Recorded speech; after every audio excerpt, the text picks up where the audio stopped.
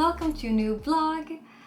So, today I want to talk about creative blockage and how to cope with it. Because myself as an artist and songwriter, I struggled with this so much and for so many years, and I still do. But it's actually not until recently that I really started to try to face this and try to actually find a way to handle it. Because for the last couple of years, it totally blocked me, and I almost never sat down to actually write and to actually play music. I was just like desperately trying to make something out of what I've written before. But I want to take the story back a little bit to where it actually started.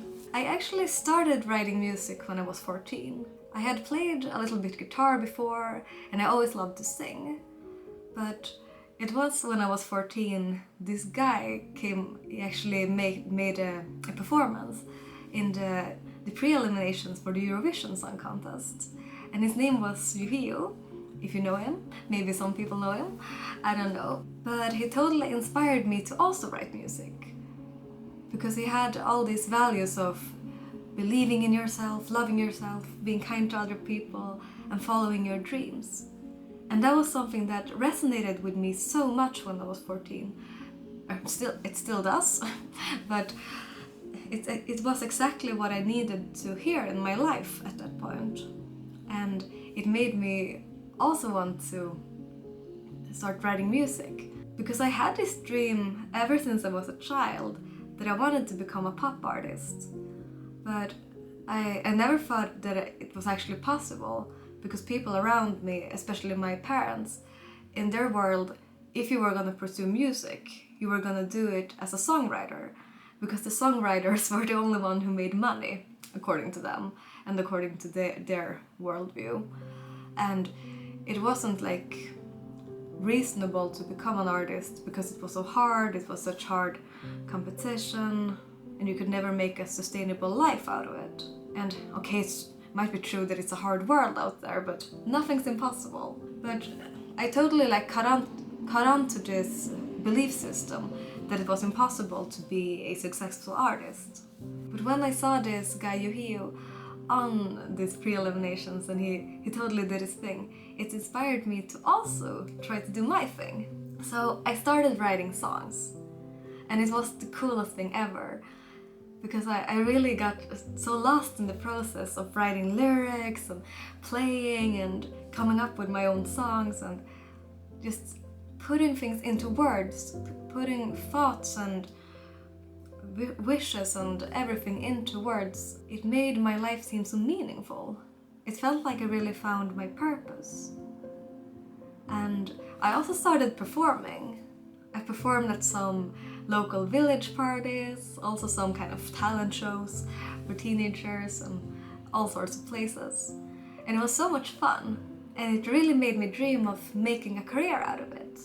But I think as the years went on, I got more and more caught up in the career aspect of my music. And I started to think more and more practical about my songwriting. I started to put this pressure on myself to only write good songs, only come up with good ideas, to make songs that could sell, songs that could be my breakthrough. Yeah, I had these big ideas, and it's great to have big dreams, but I completely lost touch with the initial purpose and my initial passion for music. Because it's very hard to write meaningful music if you treat the process like it doesn't mean anything. If you treat it like it's some kind of big task you just have to accomplish. Because I think you could compare songwriting to fishing, actually. I don't know anything about fishing, but in theory, let's put it like this. You take your fishing gear and you go to the nearest lake or the nearest sea, and you throw out, and you wait to catch something. But it's not every time you get those big fishes that you really want. Sometimes you get small fishes that you have to throw back, and sometimes you just get trash. But what's most important is that you show up, because at least I can feel it if I'm playing and I'm singing and I'm spontaneously coming up with something and I really feel it. Either that it makes me really happy because it conveys a really meaningful and strong feeling, or it can also make me sad in a way if it's connected to a memory or a time that was painful. I also realized that you can't measure productivity in your creative practice the same way you do with other work, because it's hard to say, okay, this week I'm gonna have 3 writing sessions and I'm gonna finish 1 song. Okay, maybe some people can work like that, but for me it's super hard because I need to let things take time. And sometimes you have an idea and you're stuck with, let's say, okay, you have like a great chorus and you have a verse, but you can't come up with like a good transition between those two. And for me what works a lot of times is just taking a step back, maybe not like try not working on that song for a week or a couple weeks, months, even in some severe cases. And then when I come back to it, I see it clearly and I come up with like the best thing ever and it becomes a great song. Things need to grow sometimes. Everything can't be like fast produced products. And I actually like to have concrete goals and I like to be organized and productive. So what I came up with instead is to make my new goal the act of showing up. The act of sitting down and playing and writing and just being present, without any expectations on finishing something or coming up with good ideas even. It was actually only in the last couple of months I really started to face these issues and try to do something about it. Because before I just kind of lived in denial, and it just resulted in me never writing. Because every time I was sitting down to write, it was so frustrating. Because I had so huge expectations on myself, and I was just like judging myself and criticizing myself so hard, and every idea I came up with, it was just something wrong with it. I was criticizing the genre, I was criticizing the way I sang, I was criticizing if I could ever write something good ever again. And it was such a painful experience to always like have to face my worst critic in that. And it made me just stop. And I think in the last 2-3 years, maybe I sat down like 3 times in total, if even that.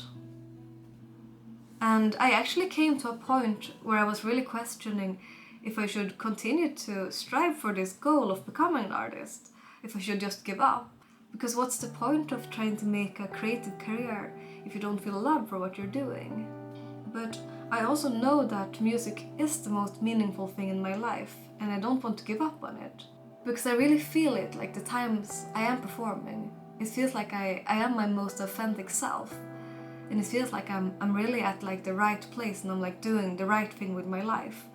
And I don't want to give up that just because it's hard and it's been really suffocating to try to write for the last couple of years. And I really want to give it like a real chance to meet myself in these limitations, in this blockage, and really try to work it out. Because otherwise I will totally regret it. It feels like if I give up now, I will regret it for the rest of my life. Because every time I saw other artists doing their thing, like big artists, small artists, that they were releasing music, they were playing concerts, they were going on tours, I felt like this kind of jealousy in my heart, and not jealousy in the way that I didn't want them to have that, because I think it's totally great that they are following their dreams and doing their things. But it really showed my deep desire to also pursuing music and also performing for people and also writing songs and recording songs and connecting with people through music. And I feel like I actually come a little bit along the way in the last couple of months. I started doing these songwriting sessions where I just tried to sit down and write and be present. I started doing it in November last year, and in the first weeks it was so hard. I felt like, I was like facing all my worst critical thoughts weekly. But I just like kept reminding myself, okay, even if you don't come up with something great this month, next month, even the next year, you still have to keep on trying, because Because you haven't finished something in the last 3 years. What is another year gonna do? It's not gonna make any difference. It's you're already stuck, you can't get more stuck, you know. And eventually, as I was sitting down and writing and playing and facing myself every week, it started to feel a little bit easier.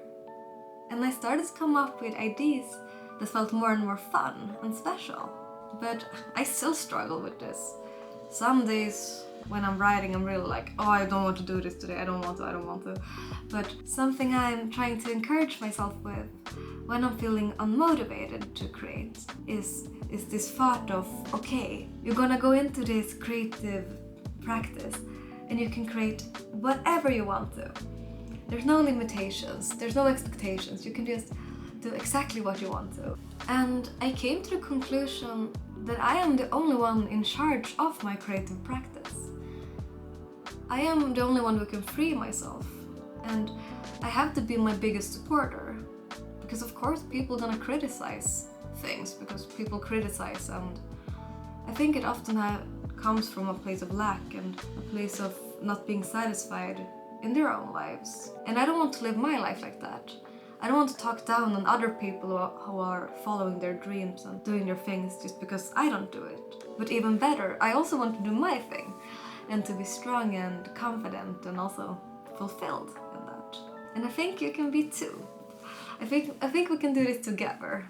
It's also a really interesting thing, and my hope with sharing this online is to find connection with other people who are maybe also going through the same thing and sometimes doubting their creative ability and struggling with blockage. And if you have some other methods for coping with creative blockage, I would love to know, so please write me a comment. And if you made it this far, thank you so much for watching.